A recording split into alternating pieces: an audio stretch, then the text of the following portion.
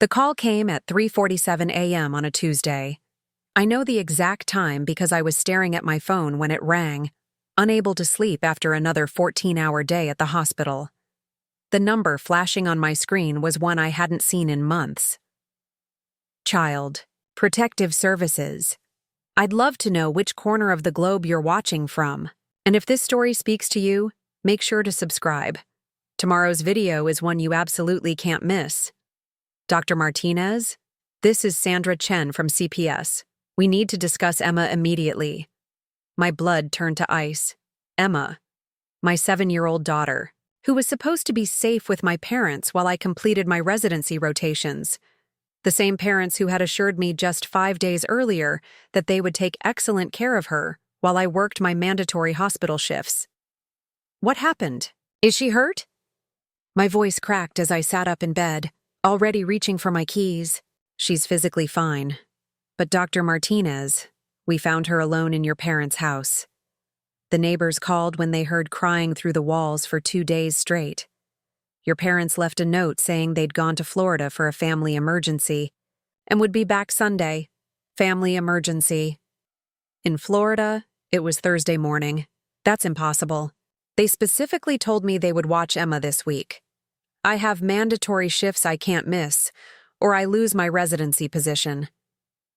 Sandra's voice softened, but her words cut deeper than any scalpel I'd ever held. Dr. Martinez, we found your daughter alone, with nothing but cereal and juice boxes. She told us Grandma and Grandpa took Aunt Rebecca's kids to Disney World and said she couldn't come because there wasn't enough room.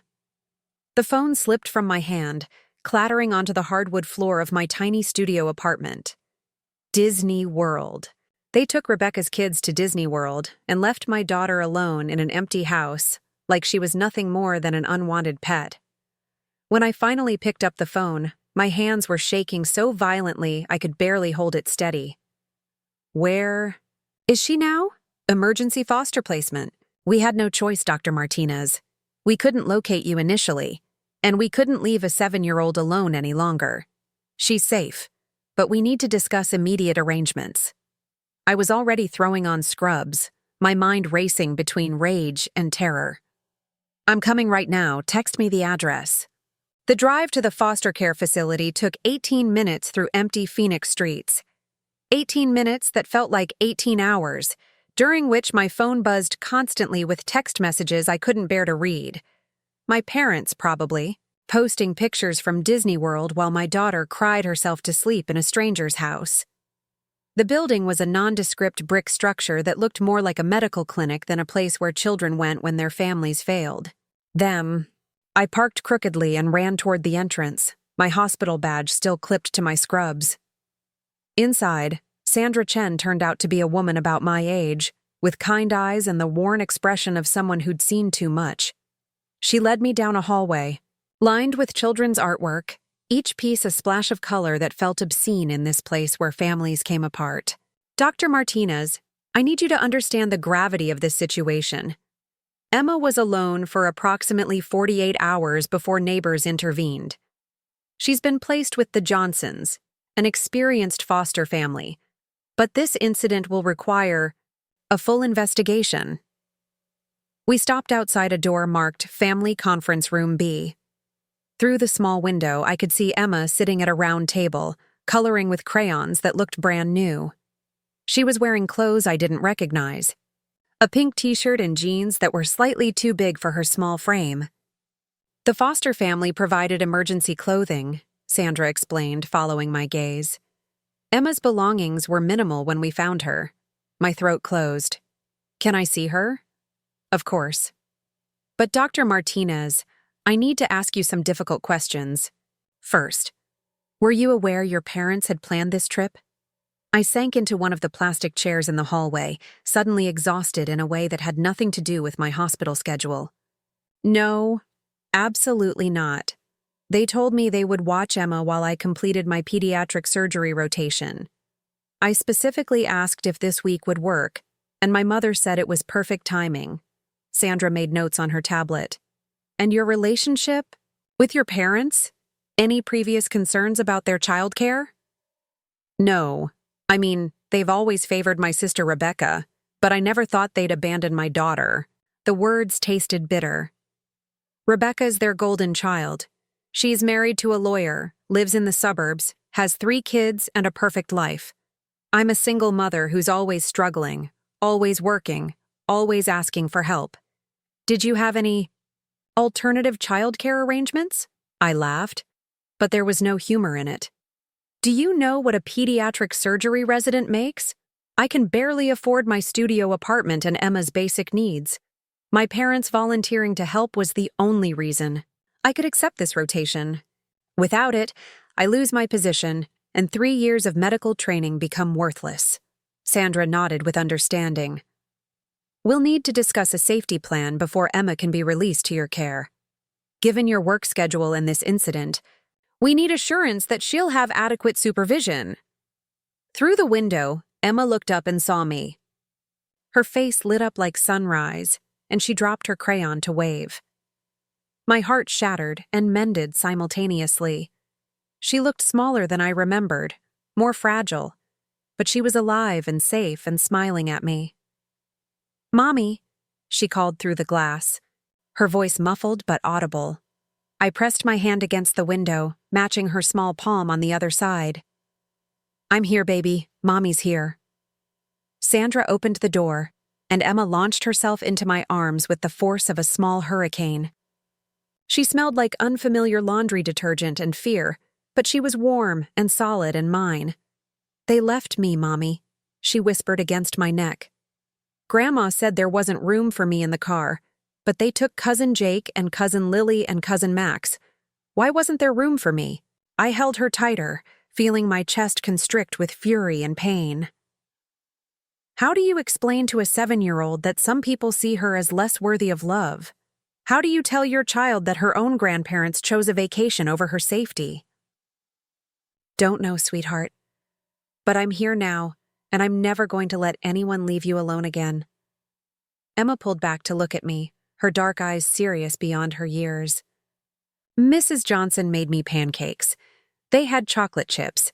She said she makes them for all the kids who come to stay. All the kids who come to stay." The casual way she said it broke something inside me. My daughter, who should have been building sandcastles and riding roller coasters, was instead learning that some children needed emergency families when their real families failed them. "Emma, can you color for a few more minutes while I talk to Miss Sandra?" She nodded and returned to her crayons, humming softly to herself as she worked. The resilience of children is both beautiful and heartbreaking. They adapt to trauma with a flexibility that shouldn't be necessary. Sandra closed the door behind us, giving us privacy. "Dr. Martinez, I need to be direct with you. This situation has raised red flags about your daughter's stability and safety. While we understand you're not at fault for your parents' actions, we need to ensure Emma has consistent, reliable care." "What does that mean exactly?" "It means we need a detailed plan for her supervision during your work hours. It means we'll be conducting home visits and check-ins. And it means that if another incident like this occurs, we may need to consider more permanent placement options." The words hit me like a physical blow. Permanent placement. They were talking about taking my daughter away permanently because my parents had abandoned her. "I understand. Whatever you need, I'll provide it. Emma is my entire world. I became a doctor to give her a better life, not to lose her in the process." Sandra's expression softened slightly. "I can see that, Dr. Martinez. Your daughter speaks about you constantly. She's clearly bonded to you and loves you very much. But love isn't always enough in our assessment. We need practical, reliable solutions." I pulled out my phone and scrolled through my contacts, my mind racing through possibilities. "I can arrange childcare. There's a 24-hour facility near the hospital that some of the other residents use. It's expensive, but I'll figure it out." "That's a start. We'll also need character references, proof of your work schedule, and a detailed emergency contact list that doesn't include your parents." The reality of my situation crystallized like ice forming on a window. I was completely alone. No siblings I could trust, no parents I could rely on, No extended family who saw Emma as anything more than an inconvenience. My daughter and I were a family of two against the world. There's something else, Sandra continued. Emma mentioned that your parents have taken trips with your sister's children before, multiple trips where she wasn't included. We need to understand if this pattern of exclusion has been ongoing. I closed my eyes, remembering birthday parties where Emma received gift cards while her cousins got elaborate presents. Christmas mornings, where she opened one small gift while the other kids unwrapped piles of toys. Summer vacations where she stayed home with babysitters while her cousins went to beach houses and theme parks. Yes, I admitted. They've always favored Rebecca's kids. But I never thought they'd put Emma in actual danger. I thought they just loved her less. I didn't realize they'd completely abandon her. A lot of love and effort went into bringing this story to life. If you're enjoying it, we'd be so grateful if you'd subscribe to our channel. Now, back to where we left off. Dr. Martinez, what you're describing is a pattern of emotional neglect and favoritism that has now escalated to physical abandonment. This isn't just about one bad decision. This is about a family system that consistently treats your daughter as less important than other children. The truth of her words settled in my stomach like swallowed glass. My parents hadn't made a mistake. They had made a choice. They had chosen Rebecca's kids over Emma so completely that they literally left my daughter behind like forgotten luggage. Through the window, I watched Emma carefully color inside the lines of a butterfly, her tongue poking out in concentration. She was trying so hard to be perfect, to be good, to be worthy of love, just like I had done my entire life. What happens now? I asked. Now we develop a safety plan. Emma can go home with you today if you can demonstrate adequate childcare arrangements for your remaining shifts this week. But Dr. Martinez, this is your one chance. Another incident like this, and we'll have no choice but to pursue more serious interventions. I nodded, already calculating costs and schedules in my head. The 24-hour childcare facility would eat up half my resident salary, but losing Emma would destroy me completely. I'd figure out how to afford it, even if it meant living on ramen and sleeping in my car between shifts. I'll make it work, whatever it takes. Sandra handed me a business card and a stack of paperwork. I believe you will. Your daughter is lucky to have a mother who fights for her. As I signed form after form, I could hear Emma humming in the next room. It was a Disney song, A Whole New World, and the irony wasn't lost on me. While her cousins were actually experiencing a whole new world at Disney World, my daughter was learning about emergency foster care and social workers and the harsh reality that some family members were disposable. But Emma didn't know she was disposable. She still believed in magic and happy endings and the inherent goodness of people who were supposed to love her. I was going to move heaven and earth to keep it that way. When we finally walked out of that building hand in hand, Emma carrying a small bag of toys the foster family had let her keep, I made her a promise. Baby, I know this has been scary and confusing, but I want you to know that you are the most important person in my world. You are worth more than any vacation or any trip or any other child, and I'm going to prove it to you every single day. Squeezed my hand and looked up at me with complete trust. I know, Mommy. You always keep your promises.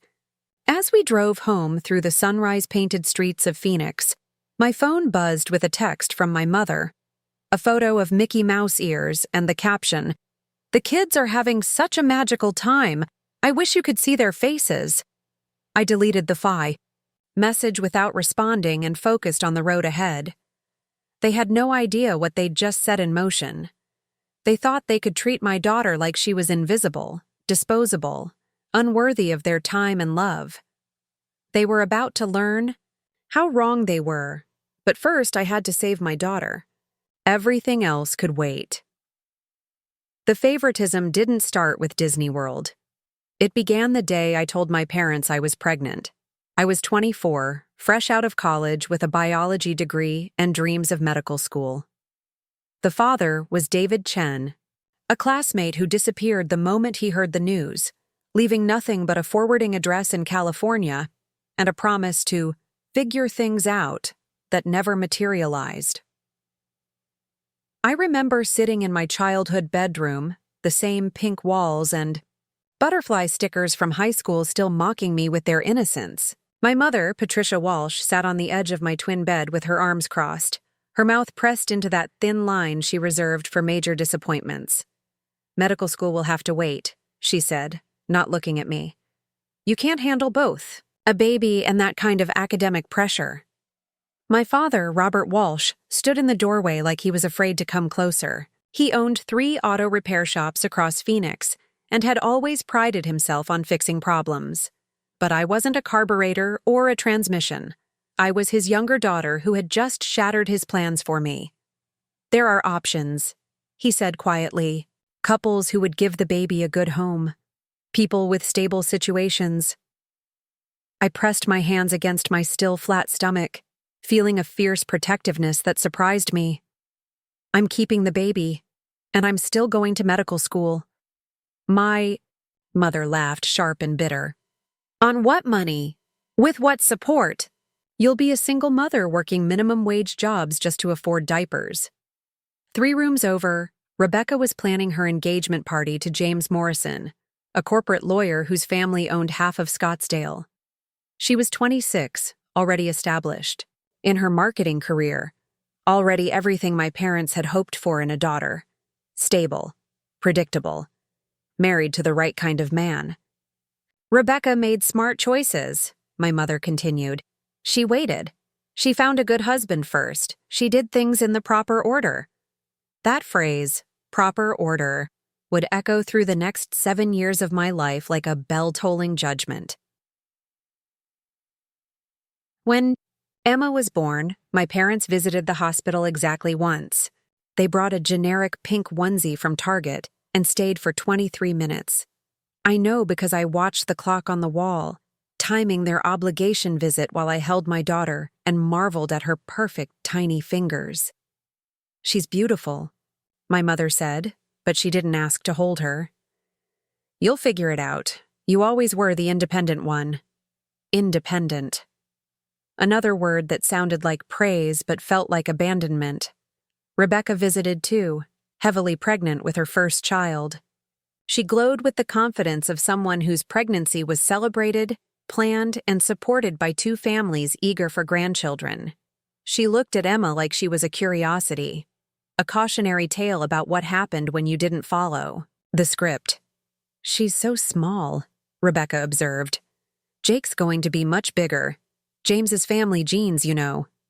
Jake Morrison was born 3 months later in the same hospital, 2 floors up in the luxury birthing suites. My parents spent the night in the waiting room, my father pacing with nervous energy, my mother knitting a blue blanket she'd started the day Rebecca announced her pregnancy. When they brought me pictures of Jake, chubby and perfect in his hospital bassinet, I noticed things I tried to ignore. The professional photographer my parents had hired to capture his first moments. The balloons and flowers filling Rebecca's room.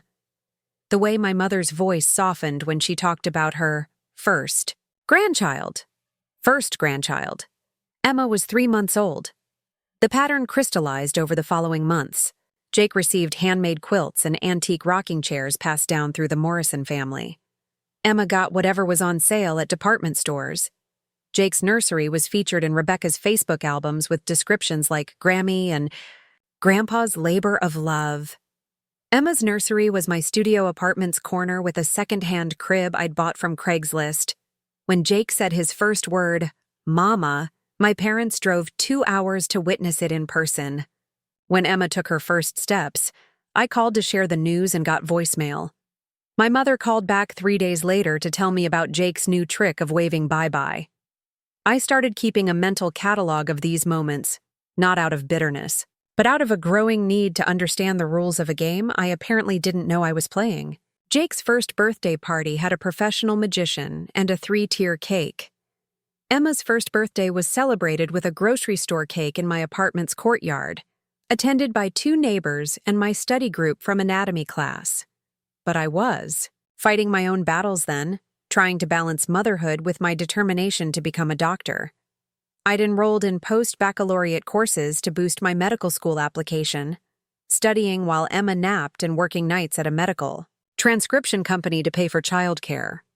During Emma's second year, Rebecca had her daughter Lily, a perfect blonde princess who immediately became my mother's obsession. While I struggled to afford Emma's pediatrician visits, Lily had her own pediatric concierge service.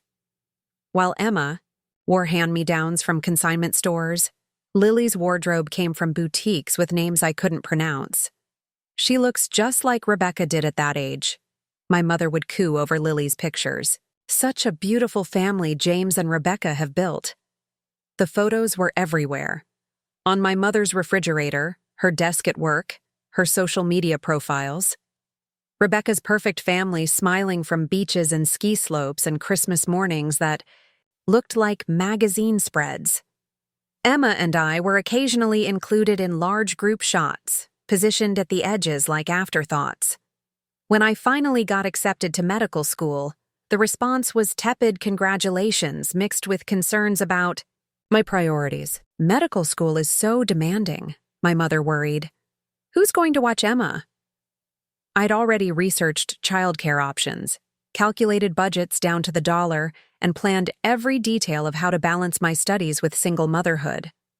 But my parents' first concern wasn't congratulations on my achievement. It was worry about the inconvenience my ambition might create. Rebecca's career moves, in contrast, were family celebrations. When she got promoted to marketing director, my parents threw a dinner party. When I started medical school, they sent a card.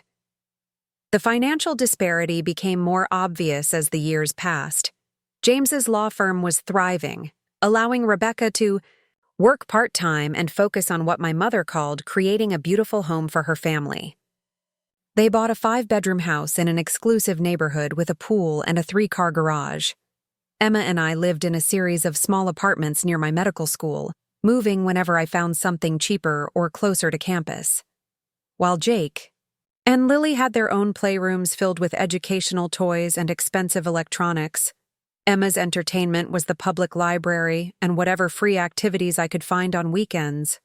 But Emma never complained.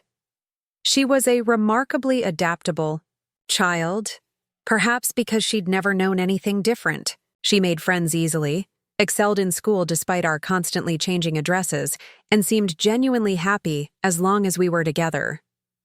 "Mommy, why don't Grammy and Grandpa visit us like they visit Cousin Jake?" she asked once when she was 5. I was studying for my biochemistry final while she colored at our tiny kitchen table. The question hit me like a physical blow, not because it was unexpected, but because I'd been dreading it for years. "Grammy and Grandpa live closer to Cousin Jake," I said carefully. "They can visit him more easily." It wasn't entirely a lie. Rebecca lived 20 minutes from our parents, while we were across town near the medical campus. But I knew distance wasn't the real issue. Can we move closer to them? Someday, maybe. But I like our apartment, don't you? Emma nodded enthusiastically. I like it too. Mrs. Rodriguez next door makes the best cookies, and the playground has the tall slide. Her contentment should have made me happy, but instead it broke my heart. She was settling for less because she didn't know more was possible. She was learning to be grateful for scraps because she'd never been offered a full meal. When Rebecca had her third child, Max, the celebration reached new heights. My parents took a week off work to help with the new baby, cooking meals and managing household chaos while Rebecca recovered. They hired a professional newborn photographer and framed pictures of Max in every room of their house. I was in my 3rd year of medical school then, working 18-hour days during my surgery rotation. When Emma caught pneumonia that winter, I spent 3 sleepless nights in the pediatric ward, holding her small hand while she fought a fever that wouldn't break. I called my parents twice during those 72 hours. The first time, my mother was too busy with Max's baptism preparations to talk long. The second time, my father said they'd pray for Emma's quick recovery, but couldn't visit because Rebecca needed help with the other kids. Emma recovered, but something in me hardened. I stopped calling with updates about her achievements. I stopped sending pictures. I stopped hoping for interest that would never come. Instead, I focused on our future. Every exhausting hour of study, every missed social event, every financial sacrifice was building toward something better for Emma. Medical school led to residency applications, and residency would lead to financial stability and respect. When I'm a real doctor, I told Emma one night as we ate cereal for dinner because I'd forgotten to grocery shop, we're going to have a house with a big backyard and a dog, maybe 2 dogs. What kind of dogs? She asked, always ready to plan imaginary. Pets, whatever kind you want. Big dogs, little dogs, dogs that do tricks. She giggled, momentarily forgetting the graham crackers and juice boxes that constituted most of our meals during exam weeks. Can we get a dog that's bigger than me? Absolutely. These conversations became our escape from the reality of my family's indifference.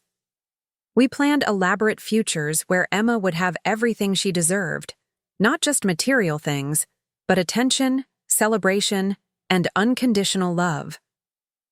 When I matched into pediatric surgery residency at Phoenix Children's Hospital, it felt like validation for every sacrifice we'd made. The program was competitive, prestigious, and would position me for a career that could finally give Emma the life I'd dreamed of for her. My parents' reaction was predictably muted. That's nice, dear. Surgery sounds stressful, though. Are you sure you want that kind of schedule with Emma so young? Rebecca's response was more telling. Pediatric surgery? That's so specific. What if you can't find a job later? General medicine might be more practical. But I wasn't choosing my specialty to be practical. I was choosing it because I'd spent too many nights in emergency rooms with Emma watching other parents navigate medical crises with children. I wanted to be the doctor who gave families hope, who fixed what seemed unfixable, who fought for kids who needed someone in their corner. The residency program was brutal. 80-hour weeks, overnight calls, constant pressure to prove myself, in a male-dominated field. But it was also exactly what I'd worked toward for 6 years. Every successful surgery, every child I helped heal, every family I guided through crisis felt like proof that our struggles had been worth it, which made my parents' offer to help with Emma during my most demanding rotation feel like a miracle. We know this is an important time for your career, my mother said during one of our rare phone calls. Rebecca thinks it would be nice for Emma to spend some time with her cousins anyway. I should have known better. I should have recognized the subtle condescension in important time for your career, as if my medical training was a hobby rather than the foundation of our future. I should have questioned why this sudden interest in helping coincided with Rebecca's spring break plans, but I was desperate. The pediatric surgery rotation required me to be available for emergency calls 24 hours a day. Emma couldn't stay at her usual after-school program overnight, and 24-hour childcare was astronomically expensive for a resident's salary. Are you sure it's not too much trouble? I asked, already knowing I would accept regardless of their answer. Family helps family, my father said, using the phrase that had always meant more in theory than practice. I dropped Emma off on a Sunday afternoon, her small suitcase packed with a week's worth of clothes and her favorite stuffed elephant. She was excited about spending time with her cousins, completely unaware that she was walking into a situation that would change everything. Be good for Grammy and Grandpa, I told her, kissing her forehead. I'll call you every night. I will, Mommy. I hope you save lots of kids this week. Those were the last words my daughter spoke to me before my parents abandoned her for a vacation they'd planned without telling me. The last moment of innocence before she learned that even family could be cruel. As I drove away from my parents' house that Sunday, I felt lighter than I had in months. Emma was safe. I was free to focus completely on my residency, and maybe, just maybe, this week would mark a new chapter in our relationship with my family. I had no idea I was driving toward the worst week of both our lives.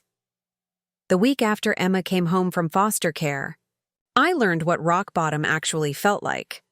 It wasn't just the shame of picking up my daughter from emergency placement, or the stack of CPS paperwork that turned our kitchen table into a bureaucratic battlefield. It was the moment I realized that everything I'd built over 7 years could disappear in a single phone call from Sandra Chen. "Dr. Martinez, we've completed our initial assessment," she said during our mandatory follow-up meeting. "While we're satisfied with your immediate childcare arrangements, there are ongoing concerns about your support system." We sat in the same sterile conference room where I'd first seen Emma through the window. This time, Emma was safely at Little Scholars Learning Center, the expensive 24-hour childcare facility that was now consuming 40% of my resident salary. "What kind of concerns?" Sandra consulted her tablet, her expression professionally neutral. "Your parents' abandonment of Emma suggests a pattern of unreliable family support. Your emergency contact list is essentially empty. And frankly, Dr. Martinez, your work schedule as a surgical resident presents ongoing challenges for single parenthood." I felt something cold settle in my chest. "Are you saying I can't be a doctor and a mother?" "I'm saying we need to ensure Emma's safety doesn't depend on people who have already proven they'll abandon her." Sandra leaned forward slightly. "Dr. Martinez, what happens if you get sick? What happens if your childcare falls through? What happens if there's another emergency?" The questions hung in the air like smoke. I didn't have good answers because I didn't have backup plans. For 7 years, I'd operated on determination and prayer, making it work through sheer force of will. But will wasn't enough when CPS was involved. "I'll figure it out," I said, the words sounding hollow even to me. That's not sufficient anymore. We need concrete plans, reliable alternatives, and proof that Emma's well-being doesn't depend on hope. That night, after Emma fell asleep clutching her stuffed elephant, I sat on our tiny balcony and faced the mathematical reality of our situation. Little Scholars cost $1,200 per week. My monthly resident salary was $3,800. After rent, utilities, food, and Emma's basic needs, I had roughly $200 left for everything else. Car payments, medical insurance, student loan minimums, clothes, emergency expenses. It was impossible. I'd been supplementing our income with medical transcription work during rare free hours, but there weren't enough hours in a day to make up the difference. Within 3 months, we'd be financially underwater. Within 6 months, we'd be evicted. The cruel irony wasn't lost on me. I was training to become a pediatric surgeon, a position that would eventually provide financial security and respect. But the path to get there was destroying us financially and had already nearly cost me my daughter. My phone buzzed with a text from Rebecca. "Heard about the mix-up with Emma. Sorry we couldn't help. Disney planned months in advance. Hope? Everything worked out. Mix-up." She called leaving a 7-year-old alone for 2 days a mix-up. I deleted the message and started making a list of everything I could sell. My laptop was worth maybe $300. My car had equity of about $2,000. My medical textbooks might bring in $500 if I was lucky. Combined, it would buy us another month of childcare, maybe 2 if I stretched it. But then what? The next morning brought a call that would change everything, though I didn't recognize it at the time. "Dr. Martinez? This is Jessica Kim from the Phoenix Children's Hospital Foundation. I'm calling about the Residents in Crisis Fund. I'd never heard of such a fund. I think you have the wrong person. Actually, Dr. Chen in the pediatric ICU referred you. She mentioned you might be facing some financial challenges related to childcare during your surgery rotation." Dr. Angela Chen was my attending physician, a brilliant surgeon who somehow managed to balance a demanding career with raising twin daughters. I'd mentioned my situation to her in passing, more as an explanation for why I looked exhausted than as a request for help. "The fund provides temporary financial assistance to residents dealing with unexpected hardships," Jessica continued. "It's funded by former residents who understand the challenges of medical training." 3 days later, I received a check for $5,000 with a note. For Dr. Martinez and Emma, from someone who remembers what it's like to choose between career and family, you don't have to choose. Dr. Sarah Williams, class of 1998. The money bought us breathing room, but more importantly, it introduced me to a network I never knew existed. Dr. Williams called me personally the following week. I was a single mother during my residency too, she said. My son spent more time with babysitters than with me, and I nearly quit medicine 3 times. But I also learned something valuable. The medical community takes care of its own, if you know where to look. She introduced me to Dr. Maria Santos, a pediatric anesthesiologist who had started an informal support group for physician mothers. The group met monthly in Dr. Santos's home, a beautiful craftsman house in central Phoenix where successful women shared stories that sounded remarkably like mine. I lived on ramen and determination for 4 years, said Dr. Lisa Park, now a successful emergency medicine physician. My daughter wore secondhand clothes and ate daycare food while I learned to save lives. But look at us now. Dr. Park's daughter was 16, headed to Stanford on a full scholarship, and volunteering in her mother's emergency department. The transformation seemed impossible, but there she was, proof that struggling residents could become successful doctors and their children could thrive. The hardest part is the isolation, explained Dr. Jennifer Walsh, a radiologist whose ex-husband had left when their son was 3. You feel like you're failing at everything, medicine, motherhood, life in general, but you're not failing. You're just carrying more than most people can imagine. These women understood something my family never had, the weight of building a future while carrying a child. They'd made similar sacrifices, faced similar judgments, and survived the brutal years of training while raising kids who were now successful, confident young adults. Emma won't remember that you worked late when she was 7, Dr. Santos told me during one particularly difficult week. But she'll always remember that you fought for her future. Through this network, I found practical solutions I'd never considered. Dr. Park connected me with a resident-friendly childcare co-op where families traded babysitting duties. Dr. Walsh introduced me to a medical school financial counselor who helped me restructure my student loans. Dr. Santos recommended a family law attorney who specialized in custody issues for medical professionals. Most importantly, they gave me something I'd been missing since Emma was born: perspective. Your parents abandoned Emma because they see your life as chaos, Dr. Santos observed during one of our coffee meetings. They don't understand that chaos isn't failure, it's growth. They've never built anything from nothing, so they can't recognize the strength it takes. She was right. My parents had followed traditional paths: high school, college, marriage, career, children, in that exact order. They'd never had to choose between competing priorities or rebuild their lives from scratch. To them, my struggle looked like poor planning rather than extraordinary determination. When Emma sees you graduate from residency, Dr. Park added, she'll understand that some things are worth fighting for. She'll learn that obstacles are temporary, but achievement is permanent. The transformation didn't happen overnight. There were still weeks when I couldn't afford groceries, still nights when Emma fell asleep before I came home from the hospital, still moments when I questioned whether I was being selfish by pursuing surgery while raising a daughter alone. But slowly, our foundation strengthened. The child care co-op reduced our weekly expenses by half. The restructured loans freed up $200 per month.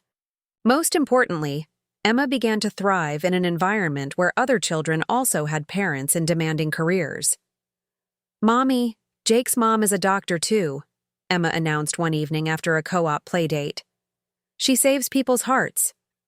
Dr. Jennifer Martinez, no relation, despite the shared surname, was a pediatric cardiac surgeon whose son Jake attended the same after-school program as Emma. Jake was 8 years old and matter-of-factly discussed his mother's surgeries the way other kids talked about their parents' office jobs. Does she work nights like you? Emma asked. Sometimes. Being a doctor means helping people when they need it most, even if it's not convenient for us. Emma nodded seriously. That's important work. For the first time since starting residency, I felt like Emma truly understood what I was trying to build for us. She wasn't just enduring my absence. She was proud of my purpose. The social media posts from Disney World had stopped after the first day, presumably when my parents realized the magnitude of what they'd done. But the silence spoke volumes. No apologies, no explanations, no attempts to check on Emma's well-being. 3 weeks after the foster care incident, my mother finally called. "How is Emma adjusting?" she asked, as if my daughter had been away at summer camp rather than emergency placement. "She's fine.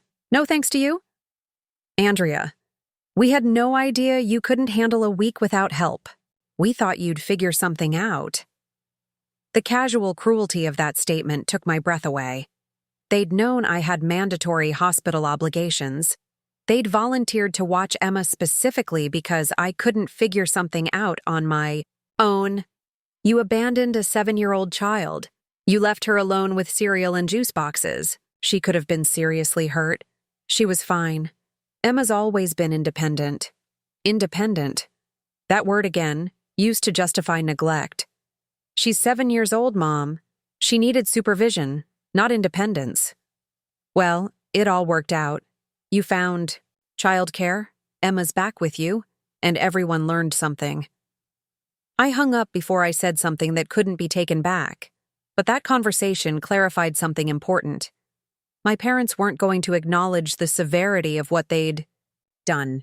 They weren't going to apologize or change or suddenly prioritize Emma's well-being.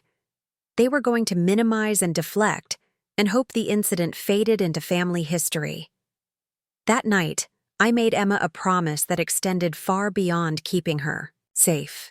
"Baby, someday we're going to have everything we've worked for, a house with a big backyard, security that no one can take away, and enough success that people will have to respect us. Will Grammy and Grandpa be proud of us then?" The question pierced my heart. Even after everything, Emma still wanted their approval. "I don't know, sweetheart, but it won't matter anymore. We'll be proud of ourselves." 2 months later, I received news that would begin to make that promise possible. Dr. Williams called with an opportunity that seemed too good to be true. "How would you feel about a research fellowship?" she asked. "It's a 2-year position with the Hospital Foundation, focusing on pediatric surgical outcomes. Full salary, regular hours, and experience that would make you incredibly competitive for attending positions." The fellowship would mean stepping away from the traditional residency track for 2 years, but it would also mean financial stability and a schedule that allowed me to be present for Emma's childhood. Most importantly, it would position me as an expert in pediatric surgical research, opening doors that pure clinical training couldn't. "Why are you offering this to me?" Dr. Williams laughed. "Because you're brilliant, because you've proven you can handle more pressure than most people could imagine, and because the medical field needs more people who understand what it means to fight for something important." That evening, I sat Emma down for a serious conversation. "How would you feel if Mommy's work schedule became more normal? Home for dinner most nights, weekends together, regular bedtimes?" Her eyes lit up like, "Christmas morning. Really? Every night?" "Most nights." "And Emma, if I take this new job, it means we're going to be okay. Really okay. Not just getting by." She threw her arms around my neck with the fierce enthusiasm that reminded me why every sacrifice had been worth it. "I'm proud of you, Mommy. You work so hard to take care of us." In that moment, I realized something my parents had never understood. Emma wasn't a burden on my career. She was my motivation to excel at it. The research fellowship would be the foundation for everything that came next. But first, I had to prove I deserved it. 2 years into the research fellowship, something unexpected happened. I stopped thinking about my parents' approval and started building something they couldn't understand. The Phoenix Children's Hospital Foundation Fellowship wasn't just a job, it was a laboratory for innovation. My project focused on minimally invasive techniques for pediatric cardiac surgery, work that required equal parts medical expertise and technological creativity. While other doctors followed established protocols, I was literally inventing new ones. Dr. Martinez, your preliminary data is remarkable, said Dr. Elizabeth Harper, the Foundation's research director, during my 18-month review.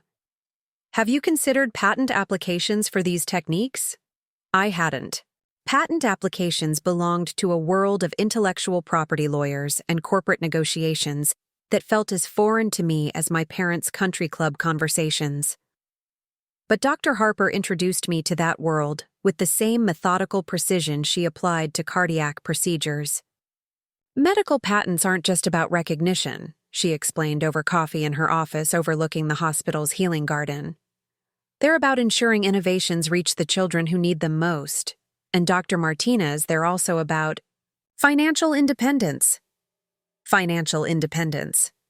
The phrase that had been mythical for so long suddenly seemed tangible. Working with the hospital's legal team, I filed my first patent application for a specialized catheter design that reduced surgical complications in infants by 40%. The process took 8 months and cost more than my monthly rent, but Dr. Harper assured me it was an investment in Emma's future. When this technique becomes standard practice, and it will, you'll receive royalties from every hospital that licenses it, she explained. We're talking about generational wealth, not just a comfortable living.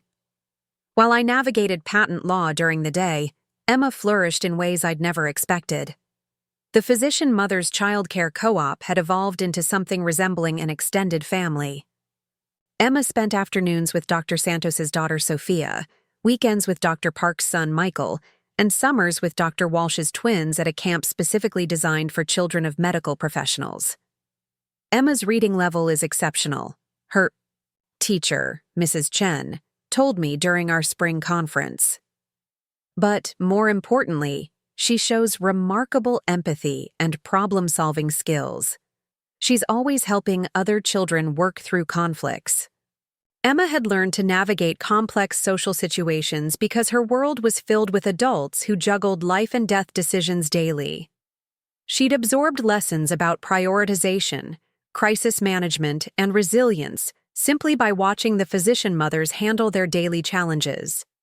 "Mommy, why do some kids get upset when their parents work late?" she asked one evening while reviewing her homework. "What do you mean, sweetheart?" "At school, some kids complain when their parents have meetings or business trips. But Sophia and Michael and I just do our homework and make dinner plans. It's not a big deal." I realized Emma had developed skills most children never learned: independence without loneliness, self-reliance without isolation, and patience with circumstances beyond her control. The chaos of our early years had taught her to adapt and thrive rather than simply survive. Meanwhile, my research was gaining attention beyond Phoenix Children's Hospital.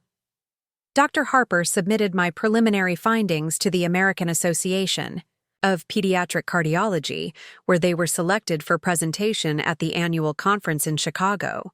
"This is your moment, Dr. Martinez," she said as we reviewed my presentation slides. "The entire pediatric cardiac surgery community will be watching." The conference was my first time presenting to a national audience, and I was terrified. Standing behind the podium in a ballroom filled with the country's leading pediatric surgeons, I felt like an imposter in a borrowed suit. But when I began describing my research, the late nights spent analyzing data while Emma slept, the breakthrough moments that came during school pickup lines, the innovation born from necessity rather than luxury, something shifted. These weren't just statistics and procedures. They were solutions created by someone who understood that every minute mattered. Every improvement could save a family from the devastation of losing a child. The financial implications of Dr. Martinez's techniques extend beyond individual hospitals, I concluded. Reduced complications mean shorter stays, fewer repeat procedures, and significantly lower costs for families already facing medical crises. The standing ovation lasted 37 seconds. I counted because I couldn't believe it was real. After my presentation, I was approached by Dr. Richard Sterling, Chief of Pediatric Surgery at Boston Children's Hospital, one of the most prestigious programs in the country. Dr. Martinez, I'd like to discuss a position with our team. Your research represents exactly the kind of innovation we need. Boston Children's Hospital.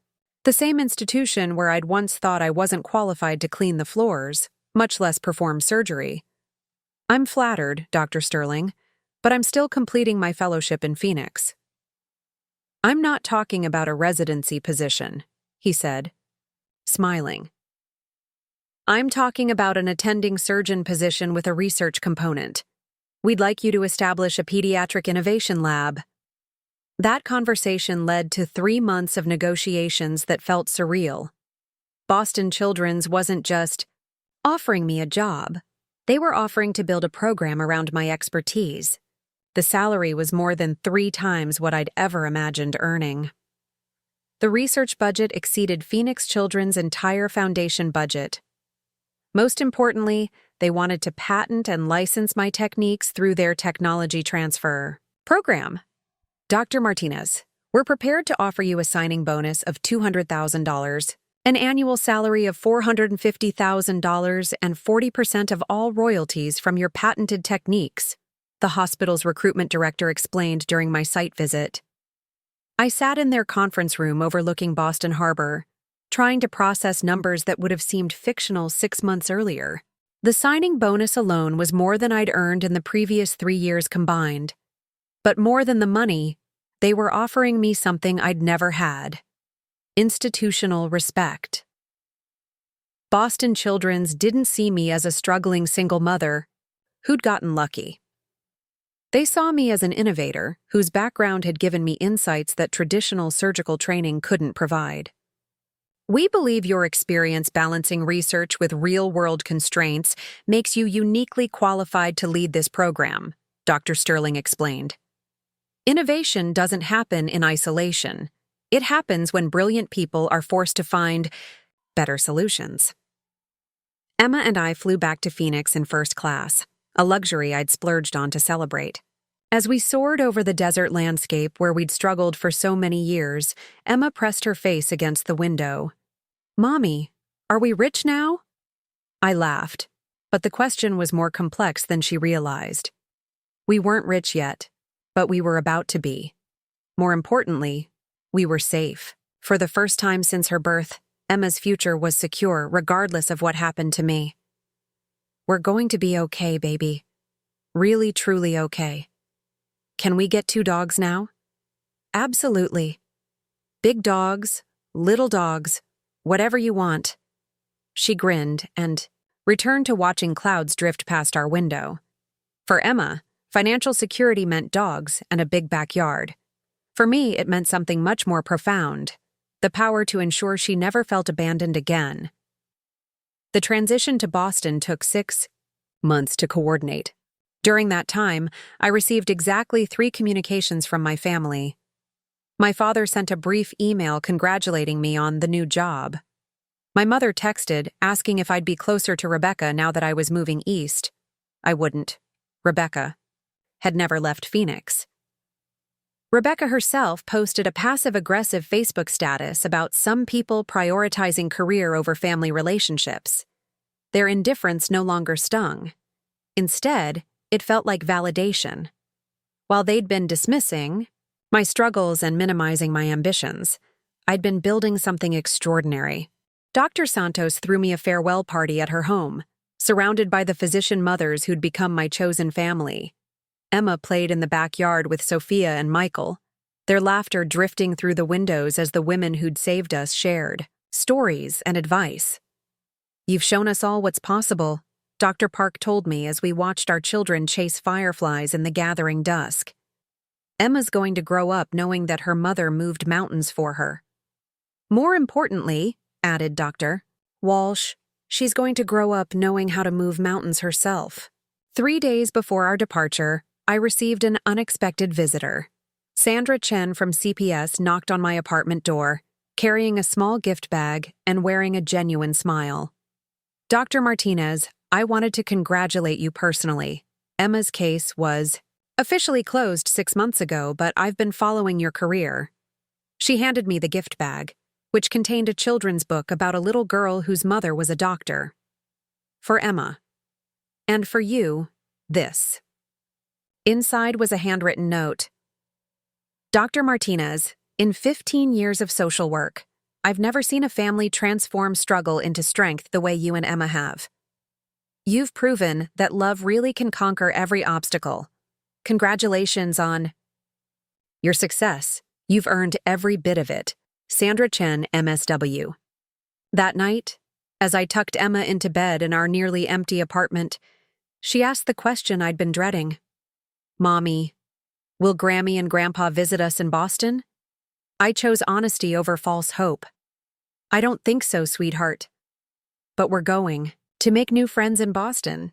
Better friends. People who understand how special you are. Emma nodded thoughtfully. Like Sophia's family and Michael's family? Exactly like that. Good. I like people who think I'm special.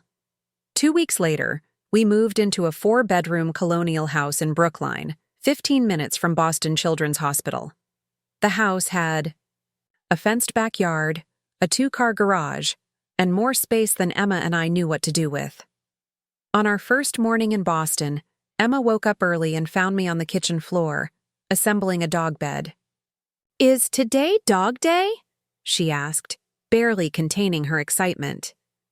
Today's dog day.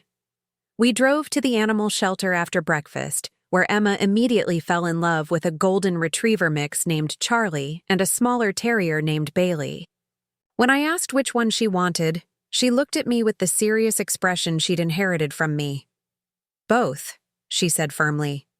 We have room for both, and they shouldn't be separated. That afternoon, Emma ran through our new backyard with 2 dogs, her laughter echoing off the neighboring houses where other successful families lived quiet, stable lives. I stood on our deck, watching my daughter experience the childhood I'd always dreamed of giving her. My phone buzzed with a text from Rebecca. Heard you moved to Boston. Hope the new job works out. The kids miss Emma. I deleted the message without responding. The kids missed Emma, but not enough for their parents to make an effort. Their grandparents missed her, but not enough to apologize for abandoning her. But Emma didn't need people who missed her conditionally.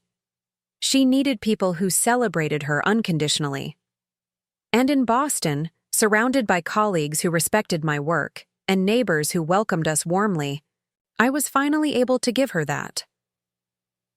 The little girl who'd once been left alone with cereal and juice boxes was now chasing dogs through her own backyard, secure in the knowledge that her mother had built them a life where abandonment was impossible. My parents had no idea what they'd set in motion when they drove away from Emma 2 years earlier. But they were about to find out. The first crack in my family's carefully constructed narrative came 18 months after we moved to Boston, and it started with something as simple as a Google search. Rebecca's youngest, Max, needed heart surgery, a complex procedure to repair a congenital defect that had worsened as he grew. My mother called me for the first time in over a year, her voice tight with barely controlled panic. Andrea, we need your help. The doctors here say Max needs surgery, but we want a second opinion. Someone mentioned Boston Children's Hospital has excellent pediatric cardiac surgeons. I was in my office at the hospital, reviewing surgical plans for the next day's procedures. Through my window, I could see the Charles River, where crew teams practiced in the early morning light. The view still felt surreal after growing up in desert landscapes. What exactly are you asking me to do? Could you recommend someone? Maybe put in a word? Use your connections? My connections. As if my position at one of the world's premier children's hospitals was simply a networking opportunity rather than something I'd earned through years of sacrifice and innovation. I can make some calls, I said carefully. What's the diagnosis? As my mother described Max's condition, I realized immediately that this was exactly the type of case my new techniques were designed to address. The traditional surgical approach would require multiple procedures over several years. My minimally invasive method could potentially resolve the issue in a single operation with significantly reduced risk. Mom, I think I can help more than just making calls. This is actually my area of expertise. Silence stretched across the phone line. Your area of expertise? Pediatric cardiac surgery, specifically minimally invasive techniques for congenital heart defects. I've pioneered several procedures that would be perfect for Max's situation. Another pause. You're a heart surgeon? The question revealed everything about how little my family knew about my life. They thought I was still a struggling resident, still barely making ends meet, still the failure daughter who'd gotten pregnant at 24 and derailed her life. I'm the director of the Pediatric Surgical Innovation Lab at Boston Children's Hospital, I said quietly. I've been performing cardiac surgeries for 8 months now. I could hear my mother processing this information, trying to reconcile it with her understanding of my life. But you were just a resident. You were broke. You couldn't even afford proper childcare. That was 3 years ago, Mom. Things have changed. What I didn't tell her was how dramatically things had changed. My first patent had been licensed by 17 hospitals worldwide. The royalties from my innovations were generating more monthly income than my father's auto repair shops earned in a year. Medical journals featured my techniques in cover stories. Other surgeons flew to Boston specifically to observe my procedures. But none of this information had reached my family because they'd stopped asking about my life years ago. Could you see Max? My mother asked hesitantly. As his doctor, I mean? I can arrange a consultation, have his current doctors send me his files. That afternoon, I received Max's medical records and immediately understood why the Phoenix surgeons were recommending a cautious approach. His case was complex, requiring precision that traditional techniques couldn't guarantee. But with my minimally invasive method, what they considered a high-risk procedure would be routine. I called my mother back with a confidence that clearly surprised her. I can fix this. Max can have the surgery here, and with my technique, he'll be home in 3 days instead of 3 weeks. Your technique? I developed it specifically for cases like Max's. It's been published in 3 major medical journals and is now being used at children's hospitals across the country. The silence that followed was deafening. Finally, my mother spoke, her voice small and uncertain. Andrea, how did this happen? How did you become this successful without us knowing? The question that should have been asked years earlier. How? Had their struggling, overwhelmed daughter become a nationally recognized surgeon while they were planning Disney trips and posting grandchildren photos? You stopped asking, I said simply. You assumed I was still failing, so you never bothered to check if that was true. 3 days later, my entire family flew to Boston. Not just my parents, but Rebecca, James, and all 3 of their children. They booked rooms at the Four Seasons, apparently not realizing that I could have recommended places much closer to the hospital. Emma was excited about meeting her cousins again, though she seemed confused by their sudden interest in visiting us. Why are they coming now, Mommy? They never wanted to visit Phoenix.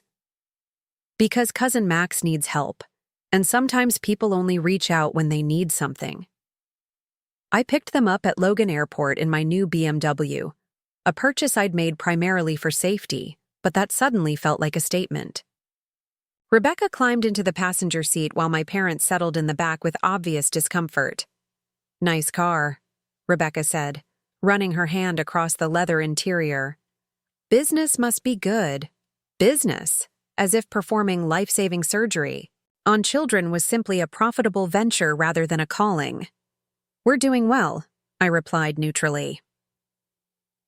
As we drove through Boston's historic neighborhoods toward my house, I watched my family's faces in the rearview mirror. They were seeing a version of my life that didn't match their expectations, and the cognitive dissonance was obvious. This is a beautiful area, my father observed as we turned onto my street. Very expensive. We like it. Emma's school is excellent, and my commute is easy. When we pulled into my driveway, past the iron gates and up the circular drive, Rebecca turned to stare at me. "This is where you live?" The house was impressive, I had to admit. A colonial restoration with original hardwood floors, modern updates, and enough space for Emma to have friends over without feeling crowded. The fenced backyard where Charlie and Bailey ran in excited circles was larger than the entire apartment where Emma and I had lived during my residency. "Come on in," I said, opening the front door to reveal Emma racing down the stairs to greet her cousins. My family entered my home like tourists in a museum, touching surfaces and examining details with obvious amazement. The kitchen where Emma and I cooked dinner together each night, the living room where we watched movies on Friday evenings, the office where I reviewed surgical plans and wrote research papers. All of it was evidence of a life they'd never imagined I could build. "Grammy! Grandpa!" Emma threw herself at my parents with genuine excitement, despite everything that had happened. Children forgive more easily than adults, and Emma had apparently decided to focus on the present rather than the past. "Emma, sweetheart, look how tall you've gotten," my mother said, hugging her granddaughter with what appeared to be genuine affection. "And what beautiful dogs you have." "This is Charlie, and this is Bailey," Emma announced proudly. "Mommy got them for me when we moved here. They sleep in my room and help me with homework." "Help you with homework?" Jake asked, clearly skeptical. "They're very good listeners," Emma explained seriously. "And when I read out loud, they sit very still and pay attention." Rebecca's children explored the house with the casual entitlement of people accustomed to nice things, but even they seemed impressed by details like the library with built-in bookshelves and the master suite with views of the Boston skyline. "Aunt Andrea, you have a really big house," Lily observed during dinner. "Is it because you're a really important doctor?" "I'm just a doctor who works hard," I replied, serving homemade lasagna that would have been impossible during our ramen and determination years. "But Mommy said you're famous," Max added, his small voice making the adult conversations around him seem even more surreal. Famous. Rebecca had apparently done some research between our phone call and their arrival. After dinner, while the children played upstairs with Emma's extensive collection of books and educational toys, my family and I sat in the living room for the first real conversation we'd had in years. "Andrea," my father began carefully, "we had no idea you'd achieved this level of success. Your innovations, your position at the hospital, this lifestyle, it's remarkable." "Thank you," I said, not adding that their ignorance had been a choice rather than an accident. "We want to apologize," my mother continued, "for not being more supportive during your training years. We didn't understand what you were building." "What you're really apologizing for," I said quietly, "is not recognizing that I was succeeding. You're not sorry you abandoned Emma. You're sorry you didn't realize I was worth respecting." The truth landed in the room like a stone in still water, creating ripples that reached every corner of our relationship. Rebecca shifted uncomfortably. "That's not fair. We were trying to help in our own way." "By leaving my daughter alone for 2 days while you took your kids to Disney World? That was a miscommunication." "No," I interrupted. "That was a choice. You chose your children over mine. You chose a vacation over Emma's safety, and you did it because you saw her as less important than your kids." James, who had been silent through most of this conversation, finally spoke. "Dr. Martinez, we had no idea about your professional achievements. Rebecca said you were struggling financially." "Dr. Martinez." He was using my title now, something that felt both validating and sad. My brother-in-law was showing me respect based on my professional status, not my role as his children's aunt. "I was struggling financially," I acknowledged. "But struggling doesn't mean failing, and it certainly doesn't mean my daughter deserved to be abandoned." My mother's eyes filled with tears that looked genuine. "We failed Emma. We failed you. But we're here now, and we want to make things right." You're here now because Max needs surgery. If he didn't need my help, would you have ever visited Boston? Would you have ever called to ask about Emma's school or our new life, or whether we were happy? The silence that followed answered my question more clearly than words could have. That night, after my family had returned to their hotel, Emma climbed into my bed with the stuffed elephant she'd carried since foster care. "Mommy, why are Grammy and Grandpa being so nice now?" "What do you mean, sweetheart?" Before, they always seemed like they were in a hurry when they talked to us, like they had more important things to do. But tonight they asked me lots of questions and wanted to see my room and my toys. Emma's observation was heartbreakingly accurate. My parents had spent more focused attention on her during one evening in Boston than they had during the previous 7 years combined. Sometimes people change how they treat us when circumstances change, I explained carefully. Because you're an important doctor now? Because they realized they made mistakes before. Emma considered this with the seriousness she applied to all complex problems. Do you think they really love me now? Or do they just love that you're important? The question pierced my heart. My 9-year-old daughter had identified the central issue that her adult relatives were still struggling to acknowledge.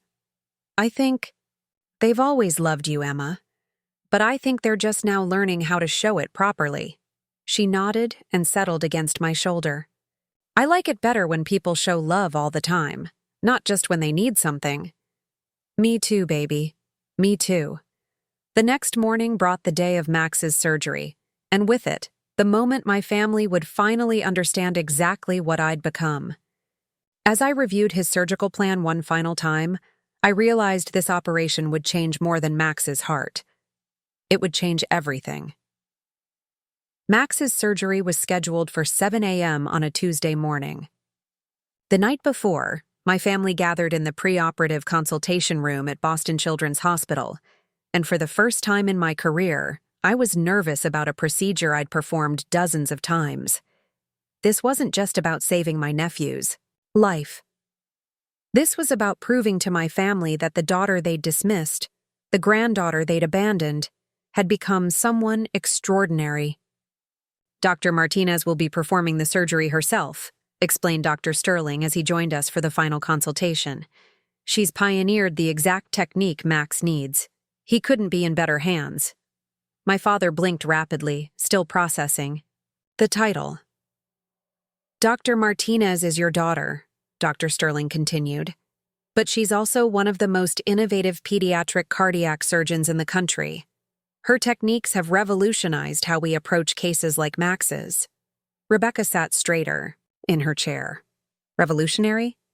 3 years ago, Max would have needed multiple surgeries over several years, with significant recovery time between each procedure. Dr. Martinez's minimally invasive approach allows us to complete the repair in a single operation.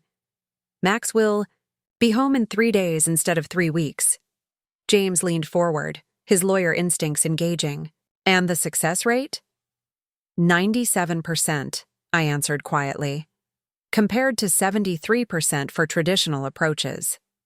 The numbers hung in the air like a challenge to everything my family had believed about my capabilities. Dr. Martinez, Dr. Sterling continued, addressing me with the professional respect I'd earned. Would you like to explain the procedure to Max's family? I moved to the whiteboard and began sketching the heart chambers and major vessels, my hands steady despite the emotional weight of the moment. As I explained the technical details of Max's repair, I watched my family's faces transform from polite attention to genuine amazement. The key innovation, I concluded, is accessing the heart through natural openings rather than creating large incisions. This reduces trauma, minimizes scarring, and allows children to return to normal activities within weeks instead of months. My mother raised her hand tentatively, as if she were in a classroom. Andrea, how many of these surgeries have you performed? 87, with my technique. Max will be 88. And you developed this approach yourself? Yes. It took 3 years of research and testing, but it's now being taught at medical schools internationally. Dr. Sterling nodded approvingly. Dr. Martinez's work has been published in the New England Journal of Medicine, Circulation, and Pediatric Cardiology. She's received the Innovation in Medicine Award from the American Heart Association. Rebecca's mouth fell open slightly. You won an award from the American Heart Association? 2 awards, actually. Innovation and Young Investigator of the Year. James pulled out his phone and began typing, probably searching for my publications. His expression shifted as he scrolled through results I knew he would find. Articles, interviews, conference presentations, and recognition from medical institutions worldwide. Dr. Martinez, he said slowly, according to this, you've been featured on the cover of Pediatric Surgery Today magazine. Last month, I confirmed. And you spoke at the International Conference on Cardiac Innovation? In Geneva, yes. The silence that followed was deafening. My family was discovering in real time that their struggling single mother had become an internationally recognized expert in her field. Emma, who had been coloring quietly in the corner, looked up from her artwork. Mommy wins lots of awards. Our refrigerator at home is covered with them. Emma, my mother said carefully, what kinds of awards? Doctor awards. And thank you letters from families whose kids Mommy helped. And pictures of her with other important doctors. Emma returned to her coloring with the casual indifference of a child accustomed to her mother's excellence. That night, I lay awake in the on-call room at the hospital, preparing mentally for Max's surgery. But my phone kept buzzing with messages. From my family, each one more revealing than the last. From Rebecca. I Googled you. Why didn't you tell us you were famous? From my father. Your mother and I had no idea about your achievements. We're very proud. From my mother. I found the article about you in Boston Magazine, Rising Star of Pediatric Surgery. We should have known. But the message that broke my heart came from Rebecca at 2 a.m. I read about your research grant from the National Institutes of Health. $2.3 million over 5 years. Andrea, you're not just successful, you're brilliant. I'm sorry we never saw it. I didn't respond to any of them. Words felt inadequate after years of silence. The next morning, I arrived at the hospital at 5:30 a.m. to review Max's files one final time. My family was already in the waiting room, looking exhausted and anxious. Emma sat between my parents, reading them a book about cardiac surgery that she'd apparently brought from home. It's called Mending Hearts, she explained to her grandparents. Mommy helped write it for kids who need heart surgery. She wanted them to understand what would happen so they wouldn't be scared. My mother looked up at me with tears in her eyes. You wrote a children's book? Co-authored, I corrected, with a child psychologist. We wanted to help families like ours understand the process. At exactly 7 a.m., I entered Operating Room 3, where my surgical team was already preparing. These were colleagues who respected my expertise, nurses who trusted my techniques, and residents who competed for the chance to observe my procedures. Good morning, Dr. Martinez, said Janet, my lead surgical nurse. Everything's ready. As I scrubbed in, I could see my family through the observation window. They watched with an intensity I'd never seen before, finally understanding that their opinion of me had been spectacularly wrong. The surgery proceeded flawlessly. Max's heart defect, which had seemed so complex on imaging, yielded to my techniques with elegant precision. What would have required hours of traditional surgery was completed in 97 minutes. Perfect. Repair, announced Dr. James Chen, the cardiologist monitoring Max's heart function. This kid is going to have a completely normal life. When I emerged from the operating room and saw my family waiting in the hallway, something fundamental had shifted in their expressions. They no longer looked at me like the struggling single mother who'd disrupted their expectations. They looked at me like someone they were meeting for the first time. Max is fine, I announced. The surgery was successful. He'll be in recovery for about 2 hours, then you can see him. My mother stepped forward and did something she hadn't done since Emma was born. She hugged me. Not a polite, obligatory hug, but a fierce embrace filled with what felt like genuine pride. "We had no idea," she whispered against my shoulder. "We had no idea what you'd become." "I tried to tell you," I said quietly. "But you stopped listening years ago." That afternoon, as Max recovered in the pediatric ICU with machines monitoring his perfectly repaired heart, my family and I had the conversation that should have happened years earlier. "Andrea," my father began, "we owe you more than an apology. We owe you acknowledgement. You've achieved something extraordinary, and we missed it entirely because we were too focused on our own assumptions." "You didn't miss it," I corrected. "You ignored it. There's a difference." Rebecca shifted uncomfortably. "We thought you were struggling. The financial problems, the single motherhood, the demanding schedule. It looked like you were barely surviving." "I was struggling. But struggling doesn't mean failing. Emma and I were building something together, and you decided we weren't worth your attention." "But why didn't you tell us about your success?" my mother asked. "The awards, the recognition, the financial security. We would have celebrated with you." I laughed, but there was no humor in it. "When?" "During the Christmas calls where you spent 5 minutes asking about Emma before launching into updates about Rebecca's kids. During the birthday parties where Emma got gift cards while her cousins got elaborate presents. When exactly would have been the right time to interrupt your disinterest with my achievements?" The truth of my words settled over them like a heavy blanket. They had created an environment where my success wasn't welcome because it contradicted their narrative about my life. "We were wrong," James said quietly. "Not just about your capabilities, but about Emma. She's remarkable, articulate, confident, kind.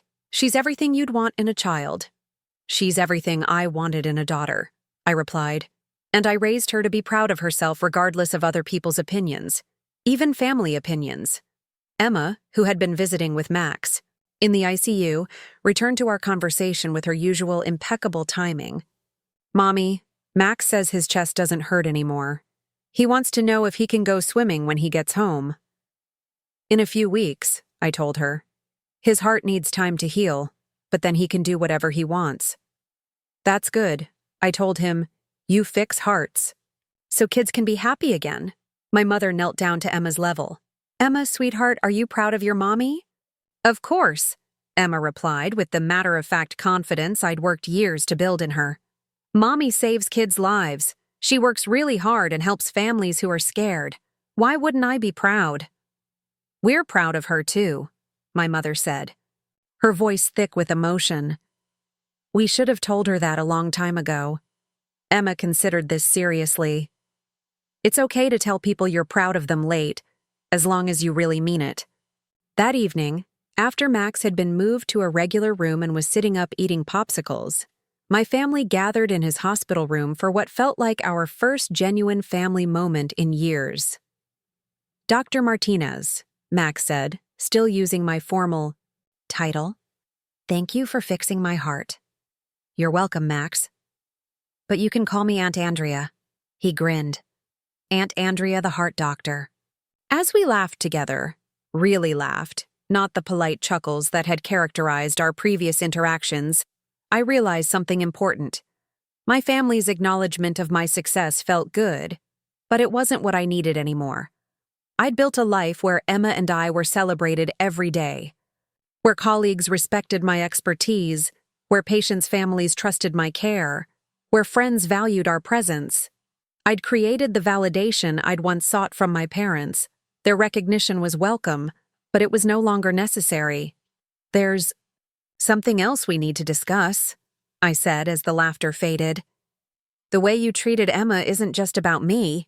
It's about her. She's 9 years old, and she's spent her entire life watching you favor her cousins." The room grew quiet. Emma was curled up in a chair, reading to Max from her children's book about heart surgery, apparently oblivious to our adult conversation. "She noticed," I continued. "She noticed the different gifts the different attention, the different love. And when you abandoned her for a Disney World trip, you taught her that she was disposable. We want to make that right, Rebecca said earnestly. We want to include Emma in everything from now on. Emma doesn't need to be included in your lives, I replied. She has a full, rich life surrounded by people who've always valued her. What she needs is consistency. If you're going to be present grandparents and loving aunt and uncle, then be that always. Not just when it's convenient or when you need something from me. My parents exchanged a look that communicated volumes. We understand, my father said. And we want to try. If you'll let us. I looked at Emma, still reading softly to her cousin, and realized the decision wasn't entirely mine to make. Emma, I called softly. Come here for a minute. She climbed into my lap with the trust that had carried us through every difficult moment of her young life. Grammy and Grandpa want to be better grandparents. They want to visit us in Boston and call more often and be part of our lives. How would you feel about that? Emma looked around the room at the adults waiting for her answer. Would they remember my birthday without me reminding them? The question was devastating in its simplicity. Yes, my mother said quickly. We'd remember everything important to you. Would they love me the same as they loved Jake and Lily and Max? We've always loved you, sweetheart, my father said. We just didn't show it well. Emma nodded thoughtfully. Okay, but if they forget again, we don't have to keep trying, right? Mommy? Right, baby. We never have to accept less than we deserve. As my family processed Emma's conditional forgiveness, I realized we'd reached the end of one story and the beginning of another. The little girl who'd been abandoned in an empty house had grown into someone who knew her own worth, and the mother who'd once begged for scraps of approval had become someone who could set the terms of love. 6 months after Max's surgery, Emma and I received an invitation that would have seemed impossible just a few years earlier. Rebecca was throwing a family reunion at their Phoenix home to celebrate Max's complete recovery, and Emma was specifically listed as the guest of honor. Guest of honor? Emma read the invitation aloud, sitting cross-legged on our kitchen island while I prepared her favorite Saturday morning pancakes. What does that mean? It means they want to celebrate you, sweetheart. They want everyone to know how important you are to the family. Emma wrinkled her nose in the way she did when processing complex adult behavior. But I've always been part of the family. Why do I need to be honored now? Her question cut straight to the heart of everything that had changed and everything that hadn't. Emma was right. She had always been part of the family. But now she was being acknowledged as part of the family, and the distinction mattered, more than my 9-year-old daughter fully understood. Sometimes people need time to realize what's been in front of them all along, I explained, flipping pancakes with perhaps more force than necessary. The truth was more complicated. Over the past 6 months, my family had been making concentrated efforts to repair their relationship with Emma and me. Weekly phone calls where my mother actually asked about Emma's school activities and listened to the answers. Birthday packages that arrived on time with thoughtful, age-appropriate gifts. Video calls where my father helped Emma with math homework, something he'd never offered to do before. But I remained cautiously optimistic. People could maintain new behaviors for months when motivated by guilt or obligation. The real test would be whether these changes became permanent once the novelty wore off. Are we going to Phoenix? Emma asked, drizzling syrup over her pancakes. In careful spirals. Do you want to go? She considered this with the seriousness she brought to all important decisions. Will Charlie and Bailey come with us? If we go, yes. They're part of our family. And will you be happy there? Or will you be pretending to be happy? The question stopped me mid-flip. Emma had developed an uncanny ability to read my emotional states, probably from years of depending on my mood to gauge the safety of our situation. Be genuinely happy to see Max healthy and running around. I'll be cautiously optimistic about spending time with Grammy and Grandpa, and I'll be completely happy as long as you're happy. Emma nodded approvingly. Then yes, let's go. 2 weeks later, we flew to Phoenix with Charlie and Bailey in the cabin, a luxury I'd specifically paid for to avoid the stress of cargo holds. Emma spent the flight reading a new book about veterinary medicine, having recently declared her intention to become either a heart surgeon like me or a veterinarian who specialized in exotic animals. I want to help someone, she'd explained when I asked about her career aspirations. People or animals, it doesn't matter. I just want to fix things that are broken. The sentiment was so purely Emma, practical, compassionate, and focused on service rather than personal gain, that it reminded me why every sacrifice had been worthwhile. Rebecca picked us up at Sky Harbor Airport in a new SUV large enough to accommodate our dogs and luggage without the cramped arrangements that had characterized our past visits. As we drove through familiar Phoenix streets toward the neighborhood where I'd grown up, Emma pressed her face to the window with genuine curiosity. It's so different from Boston, she observed. Everything is brown and flat. This is where Mommy lived when she was your age, I explained. Were you happy here? The question required careful consideration. I was happy sometimes, but I'm happier in Boston with you. When we arrived at Rebecca's house, the scene that greeted us was unlike any family gathering I'd ever experienced. A banner stretched across the garage door reading, "Welcome home, Emma and Dr. Andrea." Balloons in Emma's favorite colors decorated the front porch, and most surprisingly, Jake, Lily, and Max ran out to greet us before we'd even parked. Antitao. "Andrea! Emma!" Max shouted, his energy completely restored after his surgery. "Come see what we built for you." In the backyard, my nephews and niece had constructed an elaborate obstacle course for Charlie and Bailey, complete with tunnels, jumps, and treat stations. The effort required planning, collaboration, and genuine excitement about our visit. "This is amazing," Emma breathed, watching our dogs immediately begin exploring their custom playground. "You did all this for us?" "Mom said you were the guest of honor," Lily explained with pride. "So we wanted to make everything perfect." My mother emerged from the house wearing an apron I remembered from my childhood, her arms open for Emma with what appeared to be genuine enthusiasm. "There's my brilliant granddaughter," she said, enveloping Emma in a hug that lasted longer than politeness required. "I've been telling everyone about your science fair project." Emma had won first place at her school's science fair with a project explaining different types of heart surgery, complete with working models and age-appropriate explanations. The fact that my mother not only knew about this achievement but was actively bragging about it represented a fundamental shift in family dynamics. "Mommy helped me with the technical parts," Emma said loyally. "But I did all the presenting myself." "And you were fantastic," my father added, appearing beside my mother with a smile that reached his eyes. "We watched the video Rebecca sent. You explained those complex procedures better than most adults could." Rebecca had sent my parents a video of Emma's presentation.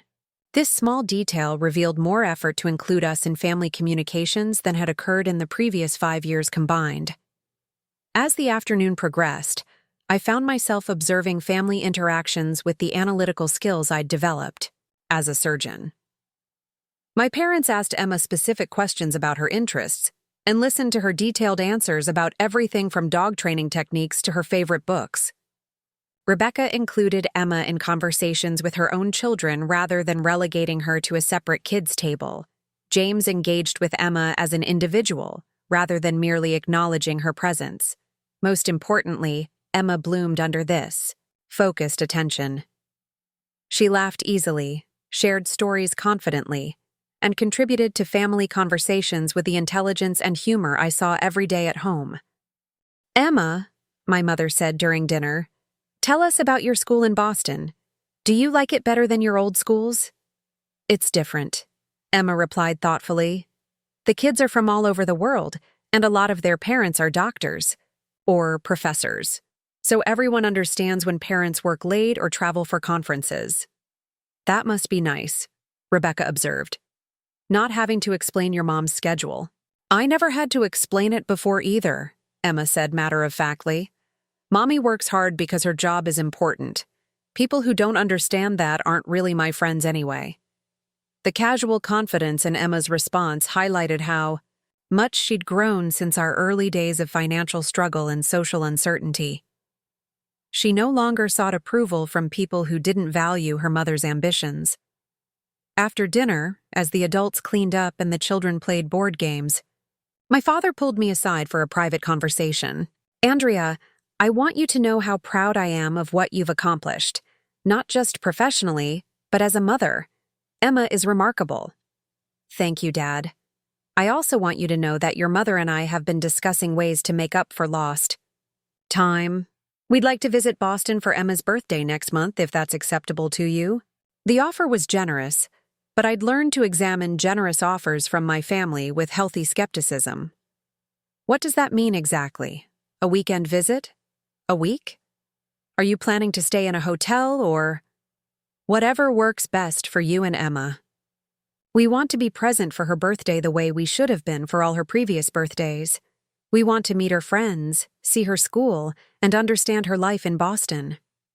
The specificity of his proposal suggested genuine planning rather than vague good intentions. We've also been thinking, he continued, about Emma's college fund. I know you're financially stable now, but we'd like to contribute. Not as charity, but as grandparents who want to invest in their granddaughter's future. I felt a familiar wariness. What kind of contribution? We'd like to set up a trust fund for Emma's education.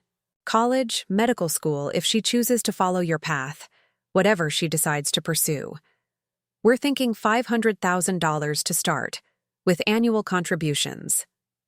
The amount was substantial enough to ensure Emma's educational freedom regardless of her career choices. It was also, I realized, my parents' way of acknowledging how much financial support they should have provided during our struggling years. That's very generous, but Emma and I are fine financially. This isn't about need, Andrea. This is about love. We want Emma to know that her grandparents believe in her future the way you've always believed in it. Later that evening, after Emma had fallen asleep in the guest room surrounded by gifts from her cousins, I sat on Rebecca's back patio with my sister for our first honest conversation in years. I owe you an apology, Rebecca began without preamble. Not just for the Disney trip, but for years of treating you like your struggles were character flaws rather than circumstances. Thank you for saying that. I was jealous, she continued, an admission that surprised me. Jealous of your intelligence, your determination, your ability to build something from nothing. It was easier to focus on your problems than to acknowledge your strengths. I studied my sister's face in the soft patio lighting. You were jealous of me. You had everything I wanted, a stable marriage, financial security, parental approval. I had security, but I never built anything myself. James provided the money, Mom and Dad provided the validation, and I just existed in their plans. You created your own plan and executed it against impossible odds. That takes courage I've never had. The honesty in her voice was startling. Rebecca, you built a successful marketing career. You raised 3 great kids. You created a beautiful family life. With enormous amounts of help and support. You raised Emma alone while becoming a surgeon. Those aren't comparable achievements. As we talked, I realized that our family dynamics had been distorted by competition that was largely imaginary. Rebecca had felt inadequate compared to my determination, while I'd felt inadequate compared to her stability. Our parents, rather than addressing these insecurities, had amplified them by playing favorites. I want Emma to have what I couldn't. Give her before, Rebecca said.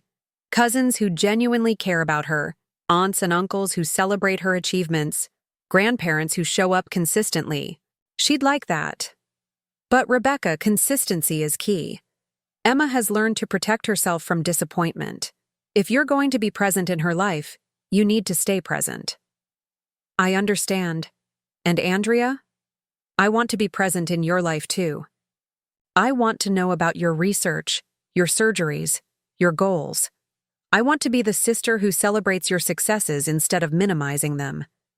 The conversation continued past midnight, covering years of misunderstandings and missed opportunities. By the time we went inside, I felt something I hadn't experienced since childhood: sisterly affection for Rebecca. The next morning brought Emma's first genuine family breakfast in years. She sat between her cousins, debating the merits of different dog breeds while my parents listened with obvious delight. The scene was so normal, so warmly chaotic, that I almost forgot the years of exclusion that had preceded it. "Mommy," Emma said as we prepared to leave for the airport, "can we come back for Christmas? Would you like to?" "Yes. But can we bring Dr. Santos and Sophia? They don't have family for Christmas, and I want them to meet Grammy and Grandpa." The request was so quintessentially Emma, generous, inclusive, and practical, that it made me smile. "I'm sure they'd love that," my mother said immediately. "Any friends of Emma's are welcome in our home."